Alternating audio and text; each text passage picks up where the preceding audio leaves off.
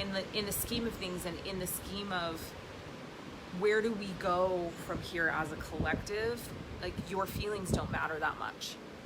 You know what I mean? Like, we have to come together. We have to come together. We have to shift things. We have to change things right now. And that is why we need the leaders to step up and lead. We really need the leaders to step up right now and lead, and to lead their communities in the ways that they know how to lead, to bring their people together rather than allowing them to continue to be divided and separated. I'm seeing so much division and so much separation and so much shaming and name calling, and you're not doing it right. And you know, the very first live stream that I came out with that I talked about was, you know, you're not going to get it right. Speak up anyway. Use your voice anyway. You are going to fuck it up. I promise you're going to fuck it up, but speak anyway and use your voice anyway. And so this live stream a little bit is just a call for more of that, like more of stand up and use your voice. But those of you that are leaders, that have platforms, that have communities, lead. We need you to step up and lead. We do not need you to be quiet and be silent at this time. We need you to bring your communities back together. We need you to remind each other of the power that we as human beings, as a collective, have when we come together. We have this tremendous opportunity to really change things right now. But we don't do that through division and separation. We do that through togetherness. We do that through coming together and trying to listen and understand where the other person is coming from. And that's on all sides, right? And no matter what color you are, it's taking the time to feel and listen to and understand where the other person is coming from. And I know that there's a lot of Black and Indigenous people of color out there that are tired, and they don't feel like they don't want to listen, and they feel like they shouldn't have to listen.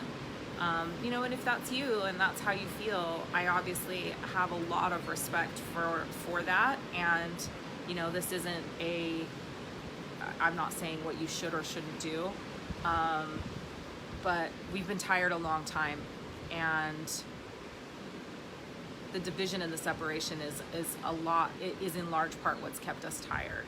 And so this is just my call to the leaders out there that are in my community to lead their communities. And yeah, I totally get that people are afraid because they're getting publicly shot down. It's literally, it's a witch hunt out there right now in many ways, and it's terrifying, but it's not an excuse to not do what you are here to do. And it is not an excuse to not share the gifts that you are here to share in the world. Being afraid isn't a good enough excuse. And being worrying about what people are going to say to you or think about you, or share about you messing up, in the scheme of things, and in the scheme of where do we go from here as a collective, like, your feelings don't matter that much. You know what I mean? Like, we have to come together. We have to come together. We have to shift things. We have to change things right now. And that is why we need the leaders to step up and lead. If you have a voice, if you have a platform, use it to bring your communities back together. Open up dialogues where voices can be heard.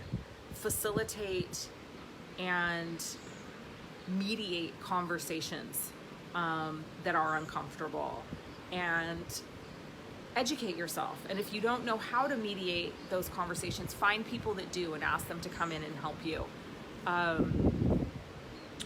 But it's time. I really believe it's time for us to step up. It's time for us to step up and step into who we are and who we're destined to be. Those of us that are leaders, we cannot remain silent. We can't sit back and just watch this chaos ensue in our communities. We cannot sit idly by and watch people continue to shame each other and attack each other and judge each other from behind a computer screen. It's not healthy, and it's not productive, and it's not doing anything to move anything forward. all it's doing is creating more division and more separation, and more hurt and more pain and more trauma.